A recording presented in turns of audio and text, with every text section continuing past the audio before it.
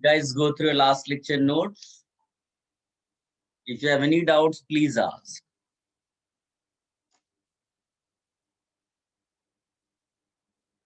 And anybody, let me know the last part of the last lecture. Did we complete molecules, optically active molecules without chiral carbon?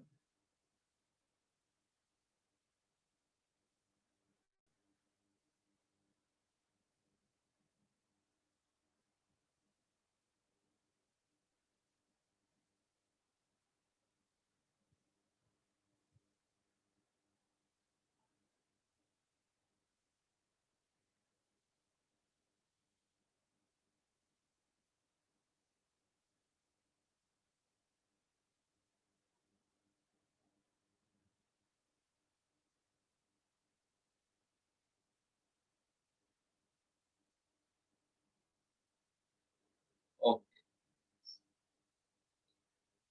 Now you write resolution.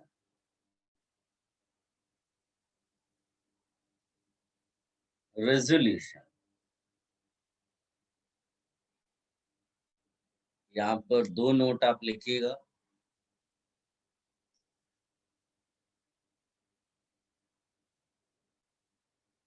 The process of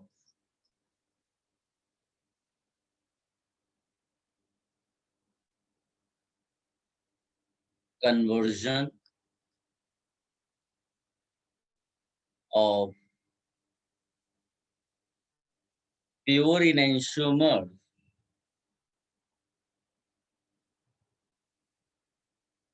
into racemic mixture. DL 50%, 50%. This is racemic.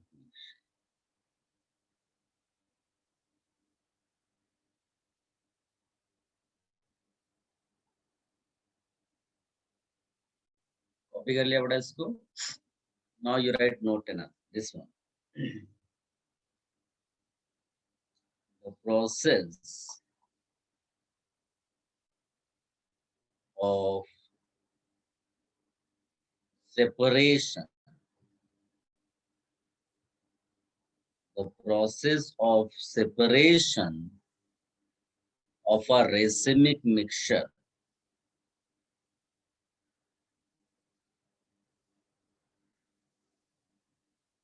process of separation of racemic mixture into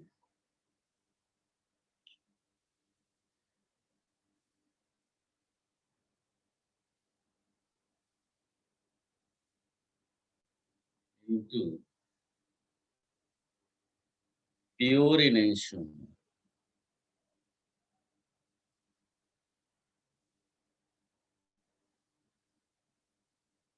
is called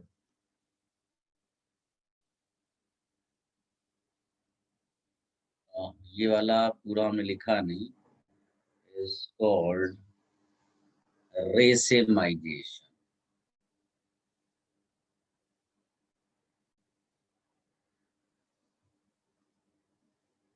And this is opposite of racemization, that is resolution.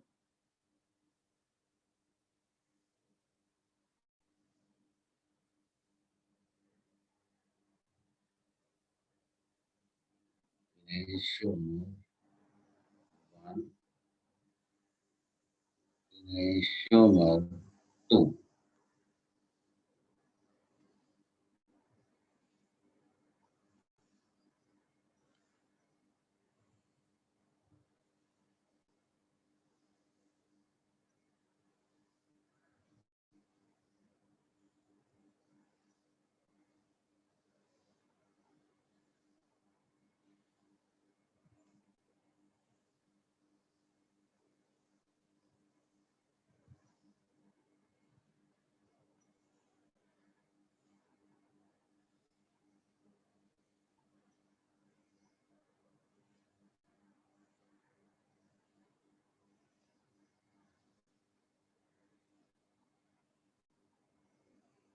Copy everything here.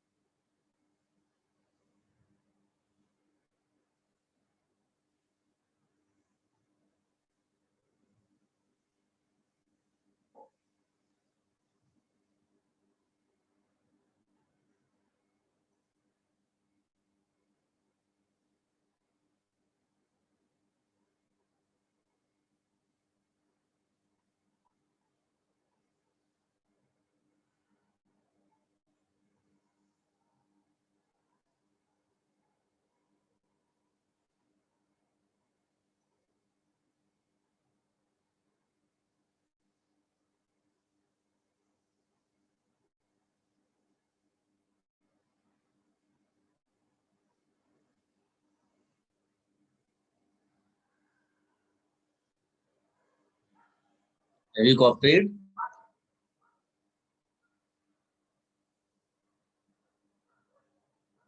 Yes, sir. Guys, what we do in this resolution process, so उसमें वैसे तो इस तरह के questions इतने नहीं आते कि what we do वाले, बट अगर कहीं पर लिखा हो, ऐसा लिखा हो, कंपाउंड इज, ये वर्ड याद रखना, ये बहुत स्पेशल स्टेटमेंट में बोलने जा रहा हूँ। अगर ऐसा लिखा हो, कंपाउंड इज रिजॉल्वेबल, रिजॉल्वेबल, ये बड़ा इंटरेस्टिंग और स्पेशल स्टेटमेंट है। अगर कंपाउंड इज रिजॉल्व, बड़े से क्वेश्चन में कहीं पर भी ये लिखा हो तो इसका कंक्लूजन लिख लो। इसका कंक्लूजन है compound is optically active, compound is optically active. और अगर कहीं पर लिखा है कंपाउंड इज नॉन रिजॉल्वेबल, देखो तुम्हें रेजोल्यूशन आता है इससे मतलब नहीं, ये स्टेटमेंट का जो है बहुत क्वेश्चंस में यूज हुआ है, तो इनको आप माइंड में जरूर रखना। Compound is optically inactive. किसी को कोई डिफिकल्टी इसमें? रिजॉल्वेबल का मतलब है कि इसका मतलब वो इनएंशियोमर्स वाली कैटेगरी में आएगा, और इनएंशियोमर्स क्या होते हैं? ऑप्टिकली एक्टिव होते हैं, सिंपल सी बात है। अगर वो नॉन रिजॉल्वेबल है मतलब रिजोल्यूशन वाले उसमें नहीं आएगा, वो फॉल नहीं करेगा। और रिजोल्यूशन किसका होता है? जो ऑप्टिकली एक्टिव होते हैं, जो मिक्स्ड होते हैं।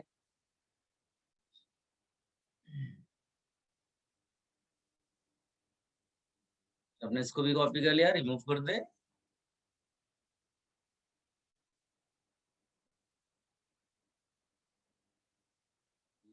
ये क्वेश्चंस के पॉइंट ऑफ व्यू से, हाँ, क्वेश्चंस में, बड़े से क्वेश्चन में कहीं ये स्टेटमेंट ऐसा तुम्हें लिखा हुआ मिलेगा।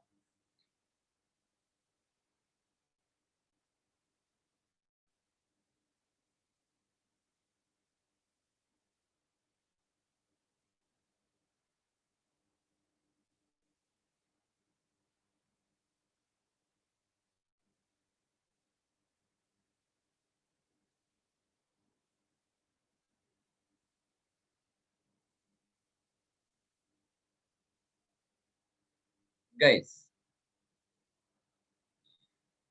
9-10 अगर आप रिकॉल करो तो एक याद है आपको, फ्रूटी स्मेल करके आपको पढ़ाया जाता होगा, एस्टर वाला, उसका एक रिएक्शन एस्टरिफिकेशन, एस्टर प्रिपरेशन का। मतलब 99% लोगों को तो मालूम ही होगा वो फ्रूटी स्मेल वाला जो केस है। तो उसका रिएक्शन कुछ ऐसा होता है, एक कार्बोक्सिलिक एसिड होता है। मैं आपको हर चीज बड़े सिंपल मैनर में बता रहा हूँ। कार्बोक्सिलिक एसिड, और ये सब इंपॉर्टेंट है advanced exam point of view से। R-OH, ये क्या है? एल्कोहल है। तो ये रिएक्शन को याद रखने का स्टाइल जो है वो ऐसा है, acid plus alcohol giving ester and water.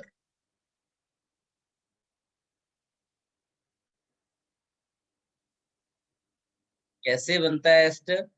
तो यहां से OH और यहां से H, तुम्हें उल्टा लग रहा होगा, एसिड से OH लिया और एल्कोहल से H लिया, ठीक है? ये भूलना नहीं कि तुम जो सोचते हो कि एसिड H देगा, उसको भूल जाओ, ये ऑर्गेनिक रिएक्शन है, इसका डिस्कशन बाद में करेंगे। याद रखना लेकिन सही वाला, ठीक है? क्योंकि अगर मैं ये आज नहीं बताऊंगा तो आप गलत भी याद रख सकते हो। तो इट इज इम्पोर्टेंट कि मैं आज की डेट पे ही तुम्हें ये क्लियर कर दूं कि कार्बोक्सिलिक एसिड से OH निकालना और एल्कोहल से H, इस तरह से क्या बना देना, water, and the remaining part you just connect. किसी को कोई मेरे ख्याल से डिफिकल्टी नहीं होगी इसको लिखने में। इसको कहते हैं एस्टेरिफिकेशन, फ्रूट स्मेल वाला, ठीक है? ये जो एस्टेरिफिकेशन है ना, अब इसमें देखो हम लोग अपनी ऑप्टिकल आइसोमेरिज्म यूज करेंगे, application of optical isomerism, interesting वाला। देखो अब इस वाले में क्या ये इसको बोलते हैं, ये कार्बोक्सिलिक एसिड वाला कार्बन, क्या ये कार्बन कायरल है? आंसर है नो। अरे भाई दो ऑक्सीजन से कनेक्टेड है भाई, डबल बॉन्ड का मतलब क्या है, इसका टेट्राहेड्रल वाला पार्ट रिमूव हो गया, सो ये तो नहीं हो सकता। हाँ, जो भी कायरलिटी होगी वो किसकी वजह से होगी, इस आर वाले पार्ट की वजह से। मैं क्लियर? तो ये अगर कायरल है और मान लो कि तुमने इसका प्लस माइनस लिया हुआ है, यानी इसके पास D भी है और L भी है, तो बताओ ये क्या है? ये तुमने कंटेनर में लिया प्लस माइनस DL, इसका क्या मतलब है, ये क्या है? डेक्स्ट्रो है, लेवो, ये है क्या, इसको क्या नाम दोगे? एनीबॉडी?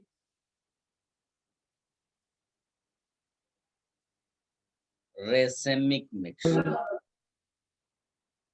या फिर इनको हम क्या बोलेंगे, इनेंशोमर्स मिक्स्ड टुगेदर,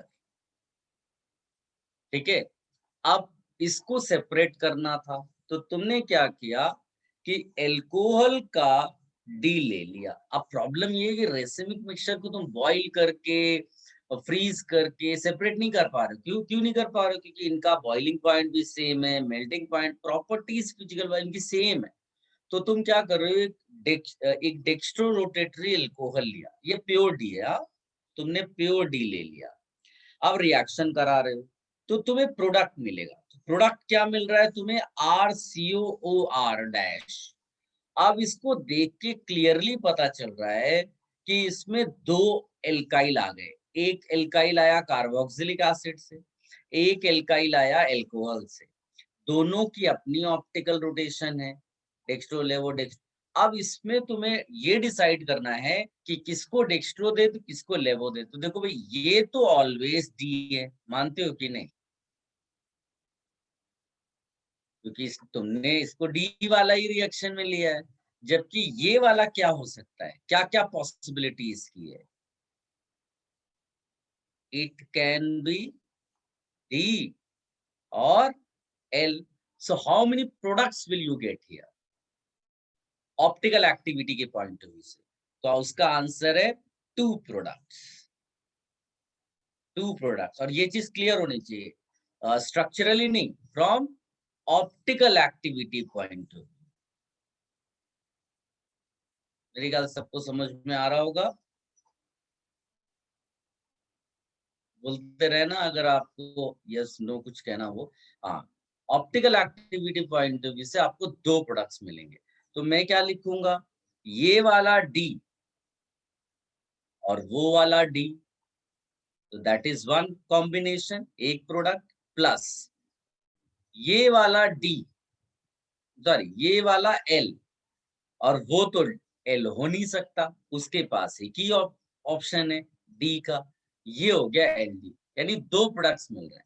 अब आप खुद सोचो कि डी डी और एल डी ये आपस में कैसे रिलेशन होंगे। याद करो, मैंने आपको बताया था कि अगर दो कंपाउंड्स हैं और वही कायरल कार्बन है, इधर से मान लो डेक्स्ट्रो है, ये डेक्स्ट्रो है, इधर वाला डेक्स्ट्रो है, इधर वाला लेवो हो गया, तो इसको इनेंशोमर नहीं बोल सकते। ध्यान से देखो, इनेंशोमर होने के लिए हर एक कार्बन अपोजिट हो जाना चाहिए, जबकि इसमें क्या हो रहा है, एक कार्बन अपोजिट कॉन्फ़िगरेशन करा रहा है, दूसरा नहीं करा रहा है, तो इनको क्या नाम देते हैं? डायस्टीरियोमर्स। डायस्टीरियोमर।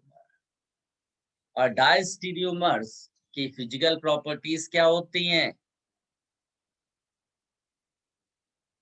डिफरेंट। इसका मतलब अब सेपरेशन पॉसिबल है कि नहीं?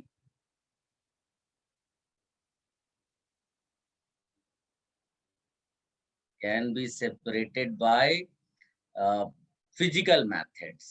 Physical methods. फिजिकल मैथड्स के नाम क्या है? जैसे रिक्रिस्टलाइजेशन, रिक्रिस्टलाइजेशन और डिस्टिलेशन। ये सारे मेथड से आप अब सेपरेट कर सकते हो, और सेपरेशन हो जाएगा, उसके बाद फिर से इसका हाइड्रोलिसिस करा दो तो आपको एसिड अलग मिल जाएगा। ठीक है, इसको आप कॉपी करो। ये बड़ा इंटरेस्टिंग सा था, 9th-10th में जो आपने रिएक्शन यूज की पढ़ी, उसी को मैंने यूज किया यहाँ। कॉपी कर लो उसको। If you have any confusion you ask.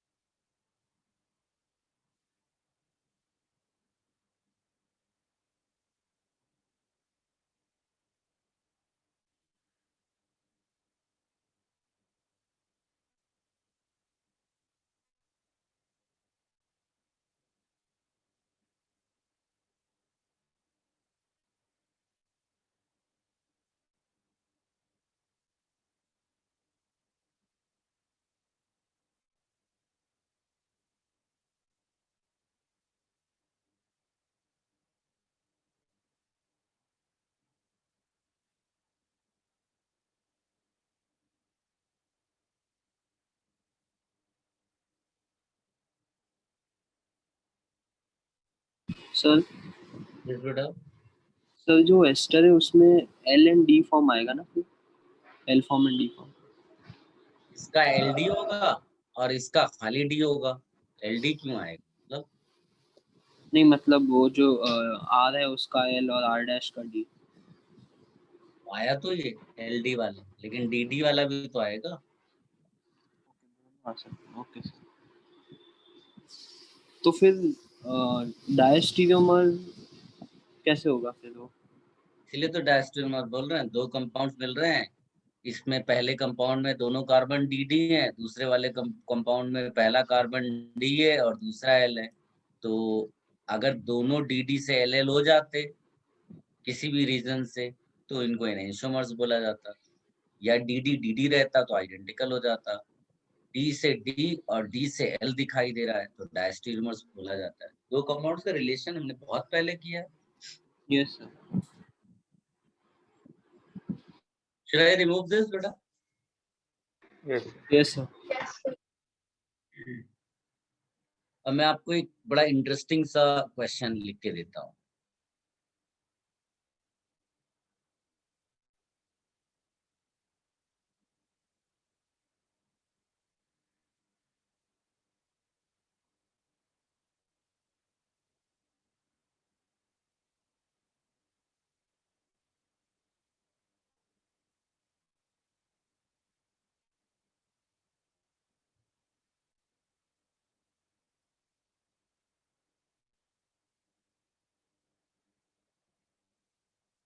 ये जो कंपाउंड है इसमें आप लोग बताइए number of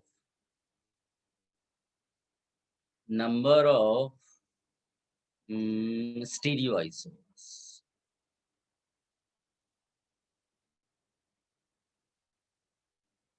number of stereo isomers फटाफट बताइए। You can write answer in chat box.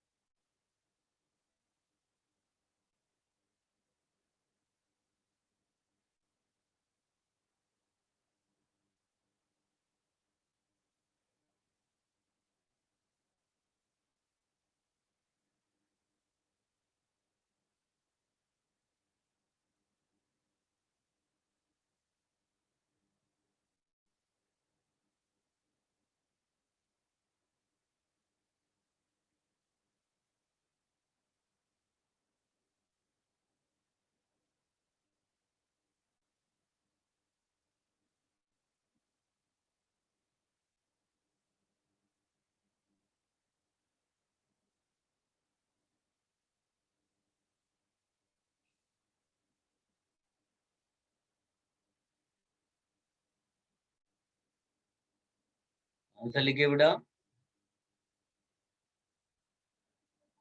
नहीं आ रहा है किसी को?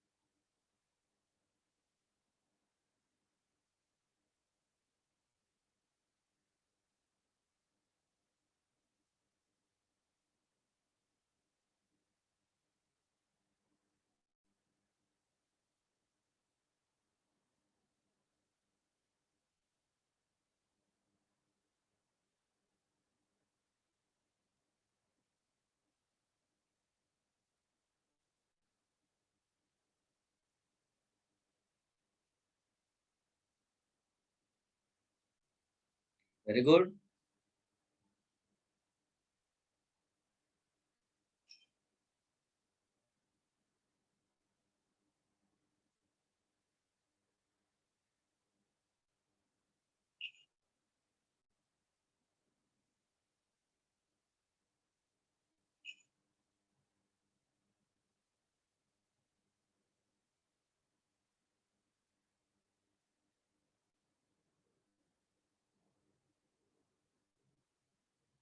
देखो गाइस, इस कंपाउंड की खास बात ये है। अच्छा, what do you mean by stereo isomer? is it only optical isomers or is it only for geometrical isomers or both? What will you say? आपने क्या आंसर किया उससे मतलब नहीं, आप ये बताओ, आंसर मेरे को करो। स्टीरियो आइसोमर्स में क्या आप केवल ऑप्टिकल आइसोमर्स देखोगे या केवल ज्योमेट्रिकल देखोगे? Yes of course both. तो you have to see both geometrical isomerism and optical isomerism. हम इसमें जो कन्फॉर्मेशनल है वो काउंट नहीं करेंगे, क्योंकि वो तो इन्फिनिट नंबर हो जाएगा। तो उसको ऐड कर दोगे तो वो तो सब इन्फिनिटी दे देगा। तो वो वाला काउंटिंग नहीं करते। तो अगर तुमसे पूछा जाएगा नंबर ऑफ स्टीरियो आइसोमर्स, तो आप दोनों देखोगे। तो बताइए व्हाट आर द साइड्स? आप यहाँ सबसे पहले देखो, this is one side, this is one side. Geometrical के लिए, ज्योमेट्रिकल के लिए यहाँ ज्योमेट्रिकल ऑप्टिकल सब मिलेगा तुमको। क्यों? क्योंकि ये रिंग में आपका अगर दो ग्रुप लगा है तो वो सिस ट्रांस देता है, लेकिन कायरल कार्बन की वजह से वो तुम्हें ऑप्टिकल भी देगा। तो यहाँ सब मिक्स्ड मिलेगा। तो इसलिए तुम्हें टेंशन लेने की जरूरत नहीं है, तुम केवल काउंट करो। काउंटिंग में आपके पास 1 2 3 4 5 6, तो यहाँ पर लिखा जाएगा n इज इक्वल टू 6। हम यहाँ पर बोलेंगे there are 6 sides, 6 sides for stereoisomerism। किसी को कोई डिफिकल्टी 6 sides सेलेक्ट करने में? ठीक है, नहीं होगा। अब इसमें क्या ये मॉलिक्यूल सिमेट्रिकल दिख रहा है? नहीं, molecule is unsymmetrical. Can you recall formula?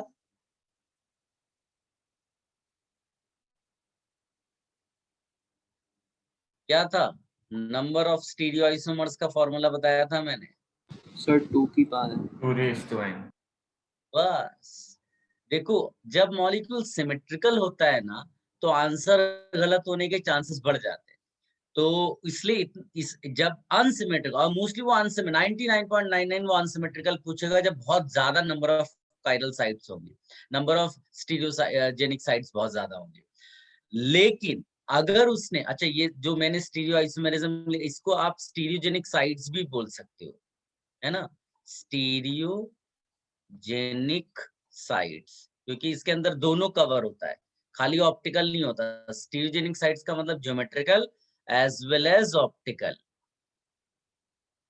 ठीक है, तो सीधे सीधे रख दो यहाँ पर 2⁶ कितना आ जाएगा? 64 बनाने थोड़ी ना बैठोगे, बना सकते ही नहीं हो, तो तुमको ये सब स्टाइल से आंसर निकालना पड़ेगा। ठीक है, याद रखना, अगर उसने आपसे नंबर ऑफ स्टीरियो सेंटर्स पूछ लिया, नंबर ऑफ स्टीरियो सेंटर्स पूछ लिया, तो डबल बॉन्ड के 2 काउंट करने पड़ेंगे और कायरल सेंटर का एक एक। समझ में आया? तो 1 2 3 4 5 6 7 8, इस तरह से आपको 8 आंसर देना पड़ जाएगा। Is it clear? बट 8 आप n नहीं रखेंगे, n आपका स्टीरियोजेनिक साइट्स हो जाएगा। Is it clear? कॉपी कर लो बेटा इसको।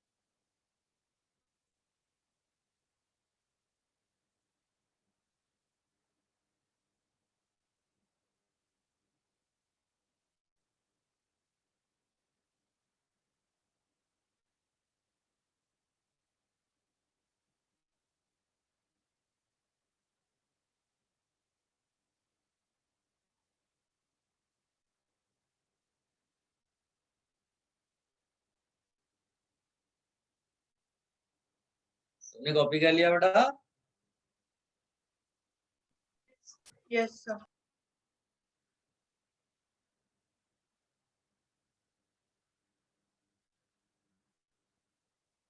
Guys, there are few special compounds. एक दो compounds ऐसे हैं जैसे किसी को कैम्फर का स्ट्रक्चर मालूम है बेटा?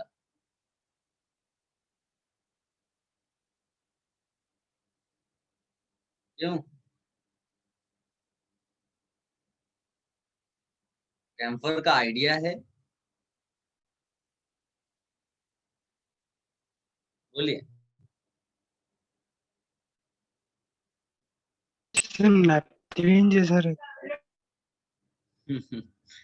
एक बच्ची कह रही सर दिखता अच्छा है।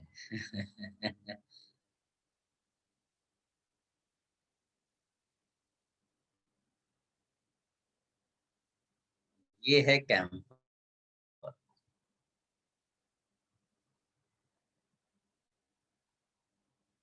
सब लोग इसको नोट कर लो बेटा। इसमें बता सकते हो कितने काइरल सेंटर्स हैं? काइरल सेंटर्स कोई?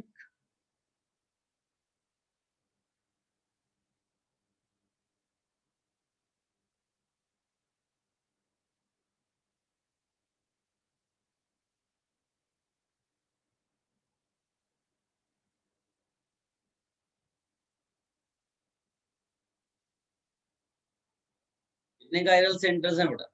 देखो, ये कार्बन तो काइरल हो नहीं सकता, ये काइरल कार्बन हो नहीं सकता। काइरल कार्बन के लिए 4 डिफरेंट ग्रुप चाहिए। ये काइरल हो नहीं सकता, मिथाइल मिथाइल लगा हुआ है। ये इसको देखो, क्या ये काइरल दिख रहा है?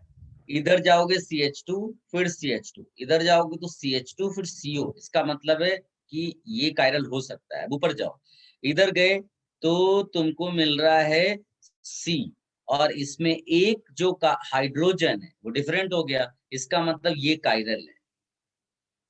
इसी तरह से इसको देखो, इसमें भी वही सिनेरियो होगा, राइट? तो इसके बॉन्ड्स टोटल 1 2 3 4, इसमें 1 2 3 4, हाँ इसमें भी वही चीज काइरल हो गया है ना, और सब अलग अलग है। किसी को कोई डिफिकल्टी 2 काइरल सेंटर्स बनवाने में? इज इट क्लियर सबको? Yes, sir.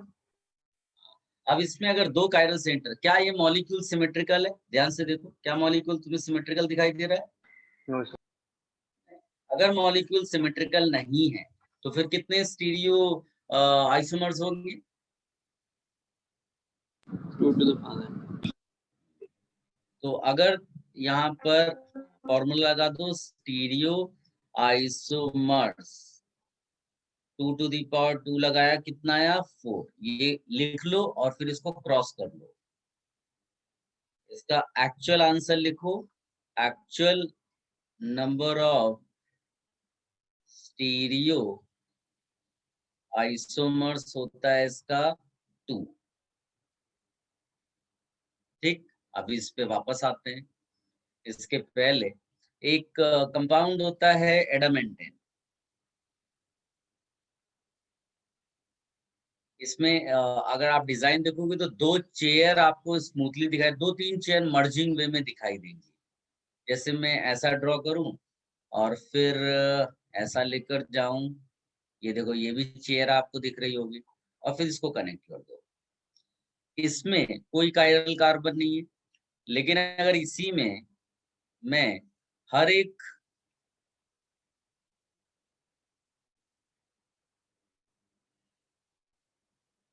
यहाँ पर, यहाँ पर, यहाँ पर और यहाँ पर 4 पॉइंट्स दिख रहे हैं।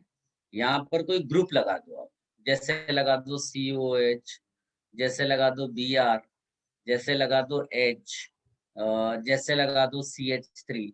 यहाँ पर भी देखोगे तो तुमको यहाँ काइरल सेंटर्स दिखेंगे, ये सारे के सारे काइरल सेंटर्स दिखेंगे। तो यहाँ पर भी आंसर क्या होना चाहिए? स्टीरियो आइसोमर, और मॉलिक्यूल सिमेट्रिकल है नहीं, सारे ग्रुप्स अलग अलग टाइप के लगा रखे हैं। स्टीरियो आइसोमर्स यहाँ 2 to the power कितना आना चाहिए? 4। 2 to the power 4 कितना होगा? ये लिखो और इसको भी क्रॉस कर लो और यहाँ लिखो actual number of stereo isomers two. यानी ये ऐसा स्टाइल है कि मतलब कोई फर्क नहीं पड़ रहा है कि काइरल सेंटर्स कितने हैं, आंसर तुम्हारा कितना निकल रहा है, 2। देखो ये याद रखने के पॉइंट ऑफ व्यू से तुम्हारे लिए फायदेमंद है कि तुम्हें ज्यादा दिमाग नहीं लगाना है। पूछा कितने स्टेरॉइसोमर्स, आंसर है 2। One will be dextro and one will be laevo. Here also one will be dextro, one will be laevo, यानी कि ये आपस में क्या होंगे, आपस में मतलब इसके अपने। इनेंशियोमर्स। हाँ, यहाँ कोई डायस्टीरियोमर्स बनता नहीं है, ये भी आपस में इनेंशियोमर्स। अब रीजन देखो, ये जो आपको काइरल सेंटर्स यहाँ दिखाई दे रहे हैं ना, यहाँ तुम्हें दिख जरूर रहा है 2 काइरल सेंटर, लेकिन ये ब्रिजेड का पार्ट है। ब्रिजेड होने की वजह से क्या होगा, मॉलिक्यूल रिजिड है, यहाँ कोई फ्लेक्सिबिलिटी नहीं है कि ये अपने आप को चेंज करके और ये तुम्हें नया कोई कॉन्फ़िगरेशन दे दे जिससे आपको डायस्टीरियोमर्स मिल पाए।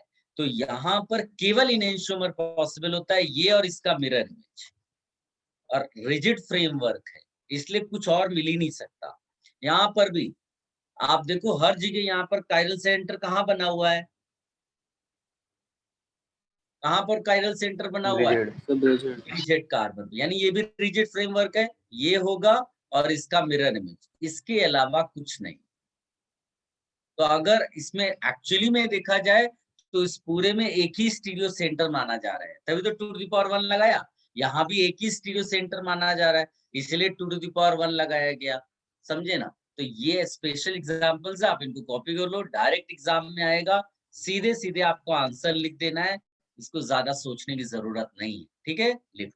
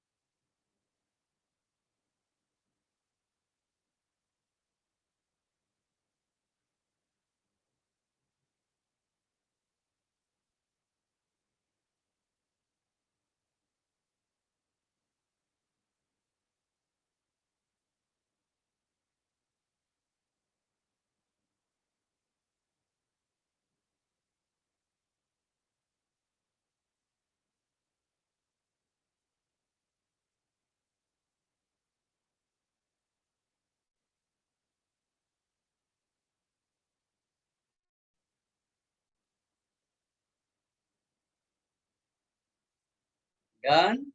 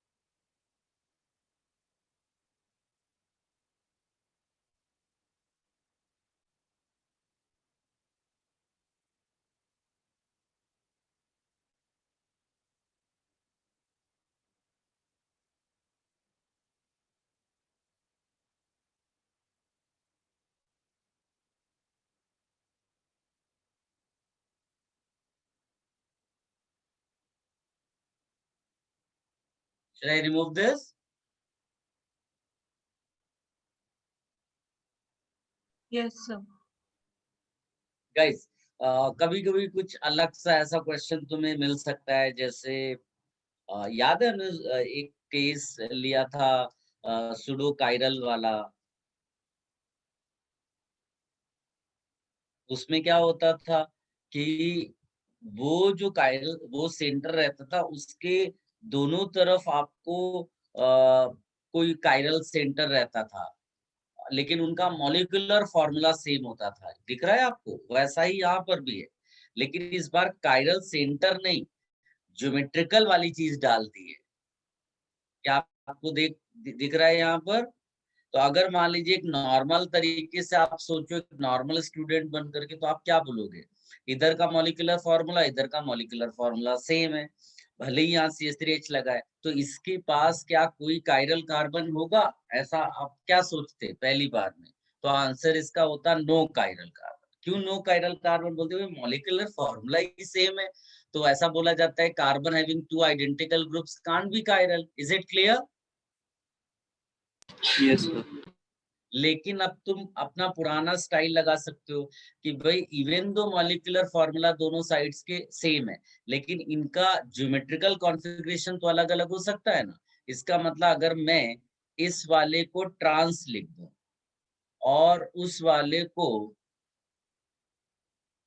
सिस लिख दूं, तो भाई भले ही मॉलिक्यूलर फॉर्मूला सेम है, लेकिन कॉन्फ़िगरेशन तो अलग हो गया। इसका मतलब ये कार्बन क्या हो जाएगा? कायरल।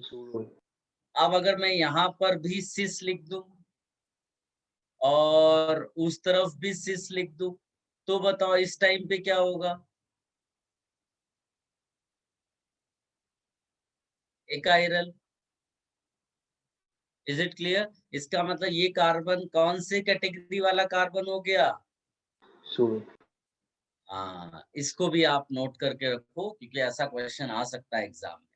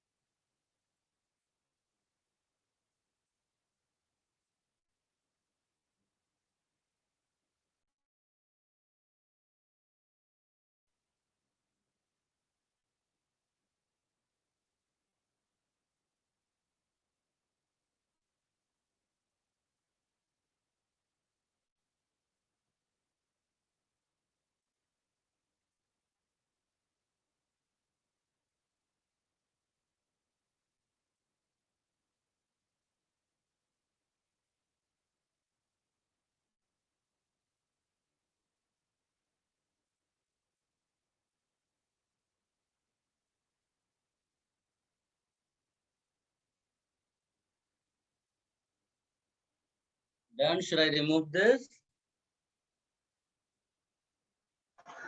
1 minute, sir.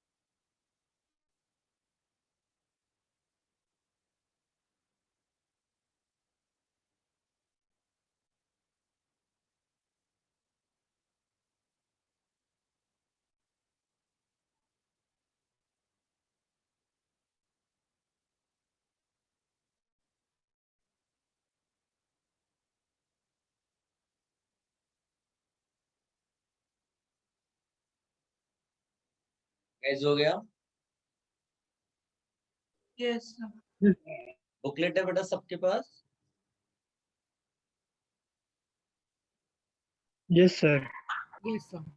बुकलेट जरा निकालिए, उसमें एक एक्सरसाइज है get equipped. There are few questions which are very special. सबने निकाल लिया बेटा? Yes, sir.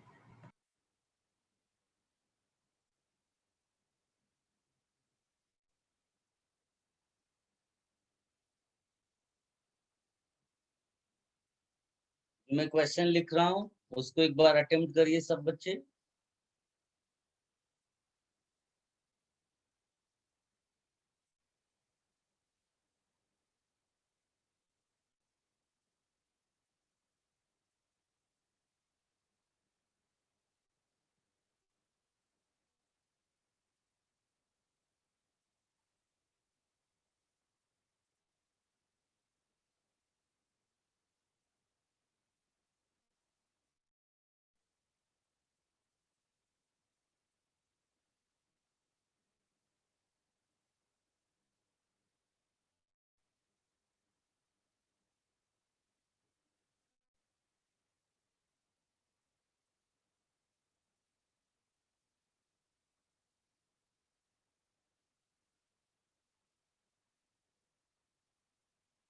फटाफट ये क्वेश्चंस अटेम्प्ट करिए, इजी है, आप ज्यादा इसमें टाइम नहीं लगाना. क्विक.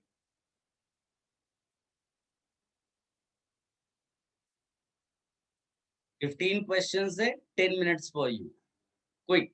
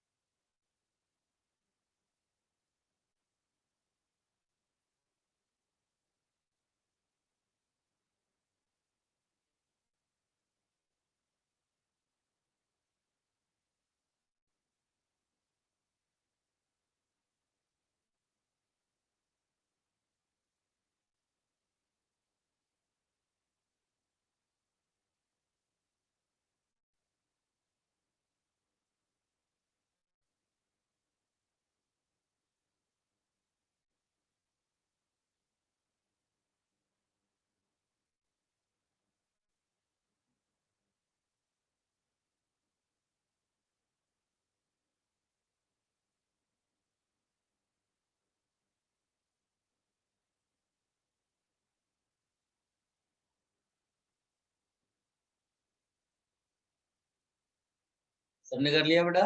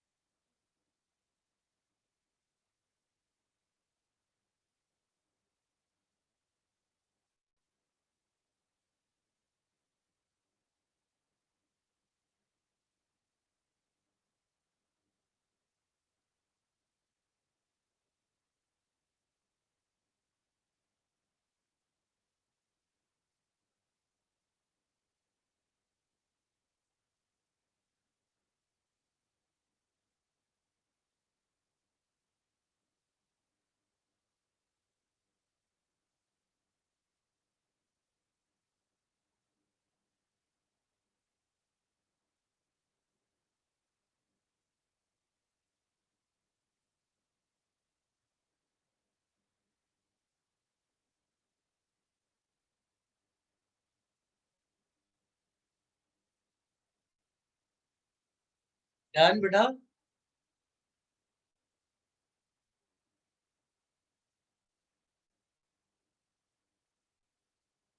Yes, sir. सबने कर लिया या कुछ क्वेश्चंस रह गए हैं किसी के?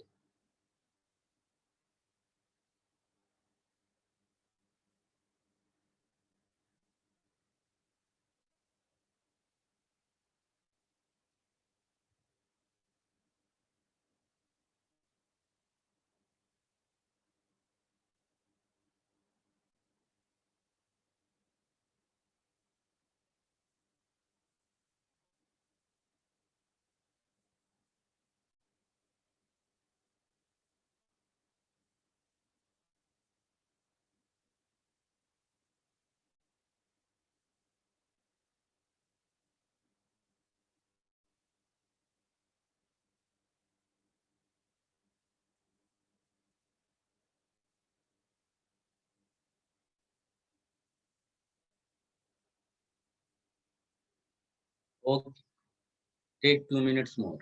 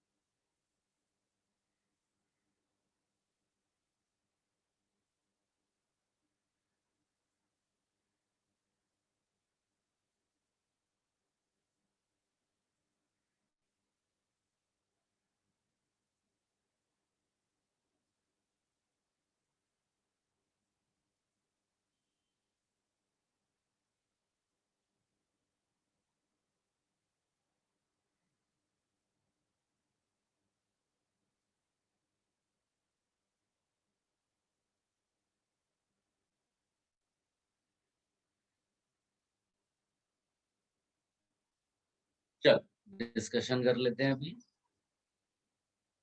गाइस, ये सब आप अपने नोट्स में क्वेश्चंस को कॉपी करके रख सकते हो। ये सब क्वेश्चंस बहुत अच्छे से क्वेश्चंस हैं और ऐसे क्वेश्चंस रेगुलरली एग्जाम्स में आते हैं।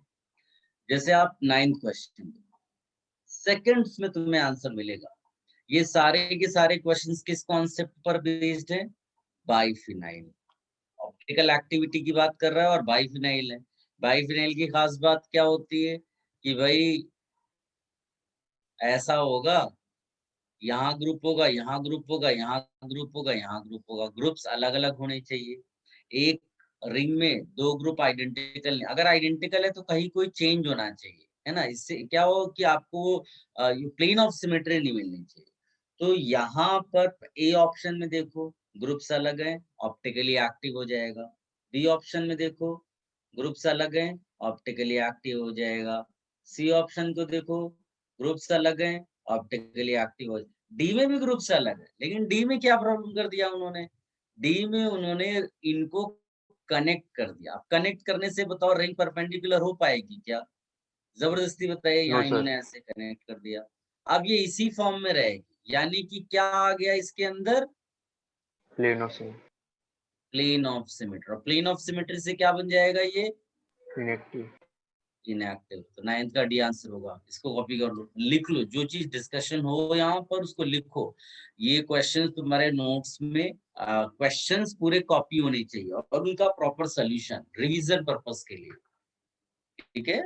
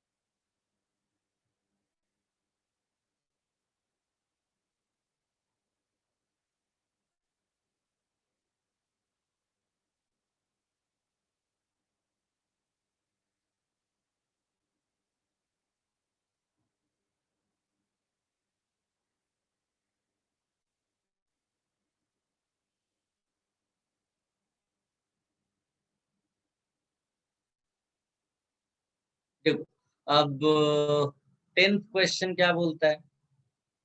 10th वाले में 10th वाले में कहता है which of the following structures are super imposable.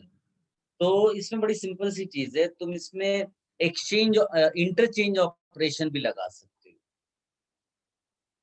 Interchange operation है ना। और ऑप्शंस में जो जो दिया हुआ है उसके हिसाब से लगा दो। जैसे 1 और 2 मान लीजिए हमने सोचा, तो 1 और 2 में आप इंटरचेंज करके उसको एक जैसा बनाने की ट्राई करो, मतलब you bring at least methyl methyl same side में, ऐसा कुछ आप देखो।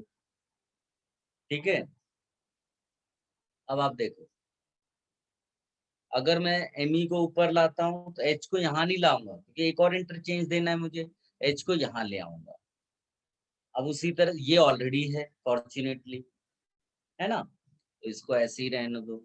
आप दूसरे वाले को देखो, दूसरे वाले में Me यहाँ पर है ऑलरेडी, तो इसको नहीं टच करेंगे। ऊपर वाले को देखो, Me इधर लाए, Br यहाँ नहीं लाएंगे, Br को यहाँ ले आएंगे, दो इंटरचेंज दिखाना होता है ना।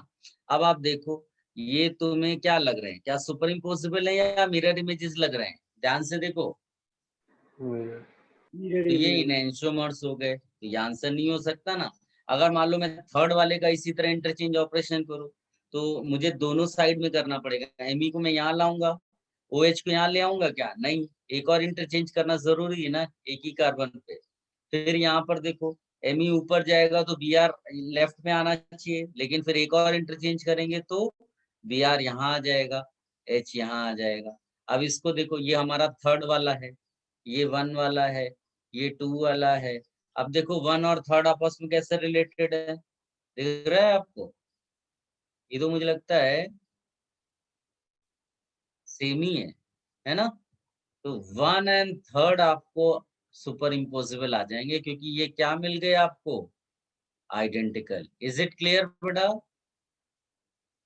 देखो स्ट्रेट कितना आसानी से आप इसको देखो हाईलाइट कर लो और ये सोल्यूशन में अपने लिख लेना, इंटरचेंज ऑपरेशन। ना मैंने तुमको आर निकलवाया ना एस, क्योंकि वो लेंदी प्रोसेस हो जाएगा। अगर वो खुद बोले क्वेश्चन में फाइंड आर एस तो उस पे जाना है, अदरवाइज कौन सा मेथड लगाना है, इंटरचेंज ऑपरेशन। किसी को कोई डाउट है, कंफ्यूजन है? एकदम आसान तरीका मैं आपको बता रहा हूँ जिससे आपको क्विक मैनर में क्वेश्चन सॉल्व होंगे, आंसर भी आएगा, मार्क्स भी मिलेगा, टाइम भी ज्यादा नहीं लगेगा।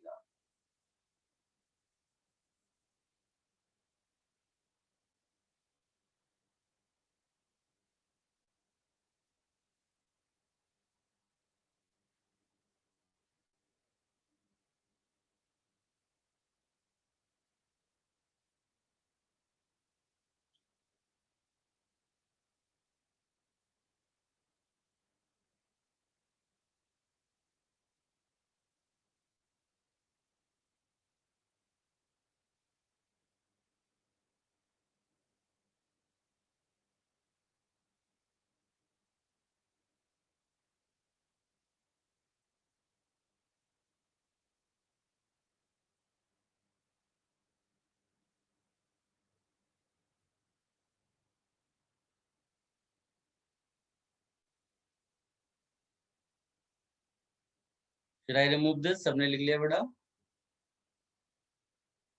ऐसा कुछ भागने की जरूरत नहीं है, आप अच्छे से लिखो इसको, बिकॉज ये सब आपको प्रॉब्लम सॉल्व करने में बड़ी हेल्प करेंगी। अब देखो नेक्स्ट क्वेश्चन कौन सा था, 12th क्वेश्चन था।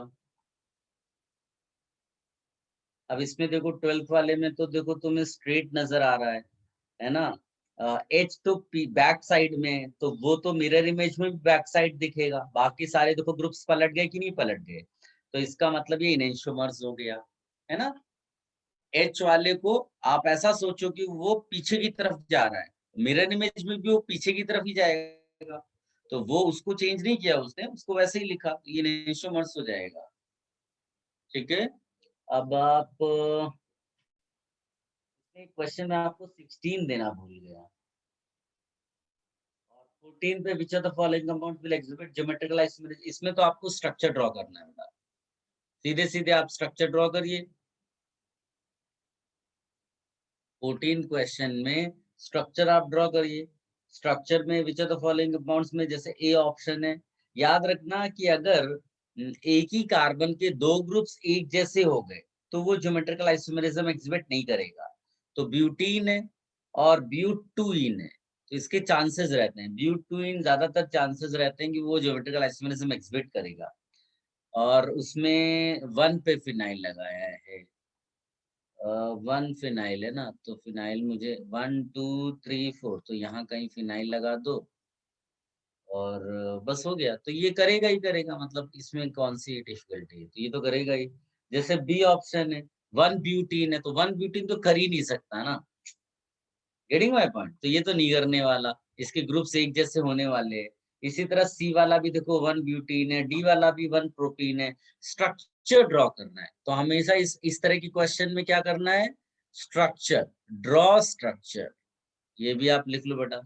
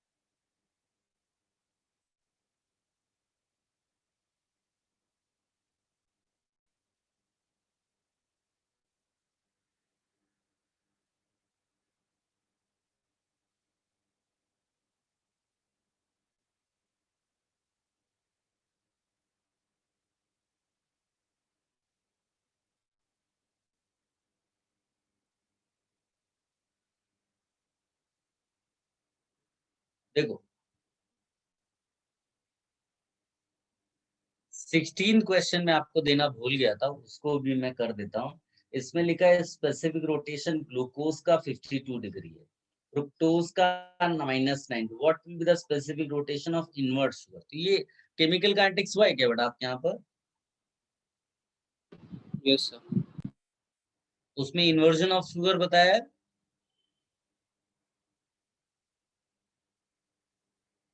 नो सर, नहीं हुआ नो लेकिन। सर, केमिकल काइनेटिक्स नहीं हुआ सर, सॉरी सर। ए यार, अभी तो कह रहा था C12H22 है, ये सुक्रोज है। इसका जो ऑप्टिकल रोटेशन होता है ना, इसका ऑप्टिकल रोटेशन पॉजिटिव होता है, करीब करीब 60 डिग्री मान लेते हैं ना।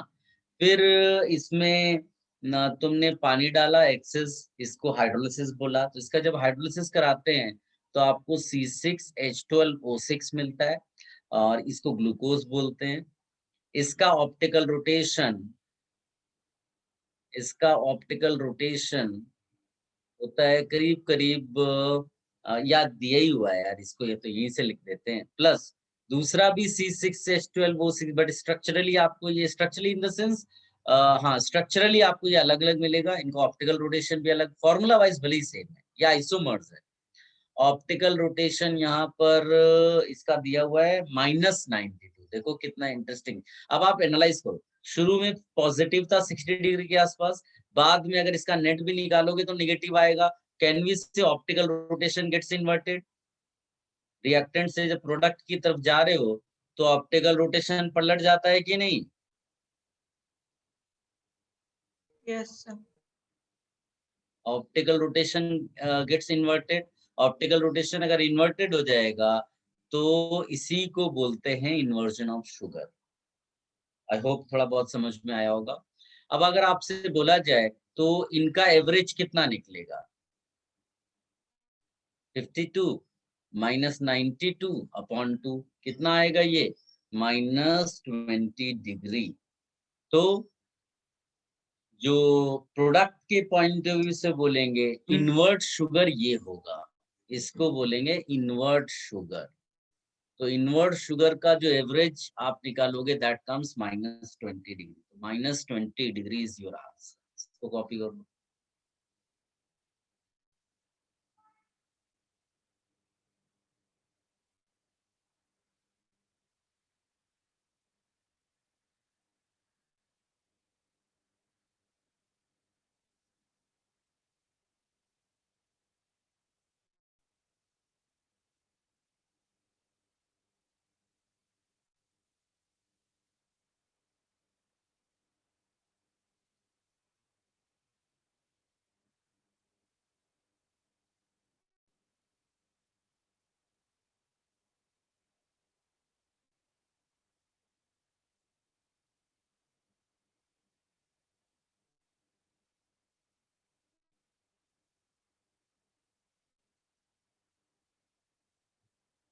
Done. Should I remove this?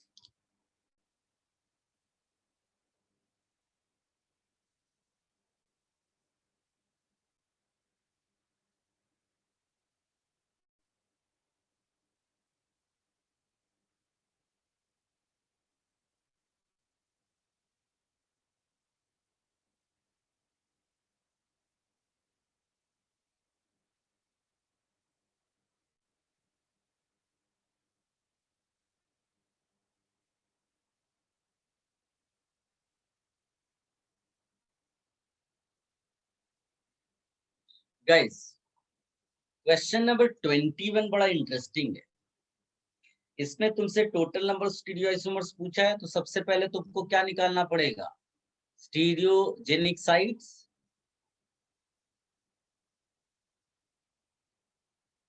यानी n की वैल्यू निकालनी है तुम्हें।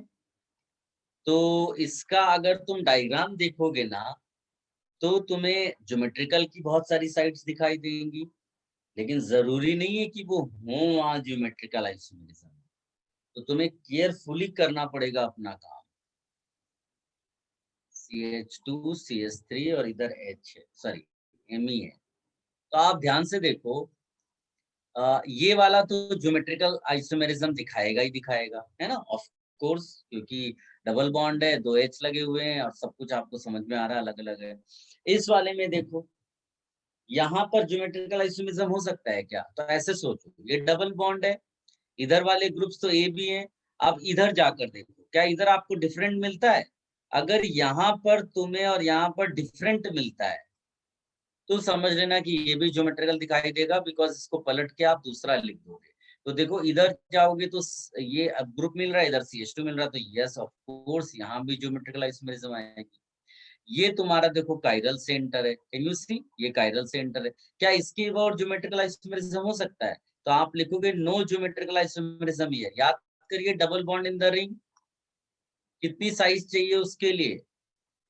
Sir greater than equal to, और यहाँ पर कितनी है? 7। तो नो ज्योमेट्रिकल, यानी टोटल यहाँ पर n की वैल्यू निकलेगी 1 2 3, और 3 का मतलब है unsymmetrical 2 to the power 3, 8 stereo isomers है। देखो, इंटरेस्टिंग इसलिए क्योंकि इतनी आसानी से तुमको ज्योमेट्रिकल आइसोमेरिज्म नहीं दिख रहा होगा, इतनी आसानी से इसको नेग्लेक्ट नहीं कर सकते जब तक तुमने पढ़ाई नहीं की है ये साइज ऑफ द रिंग की। इसको कॉपी कर लो बेटा।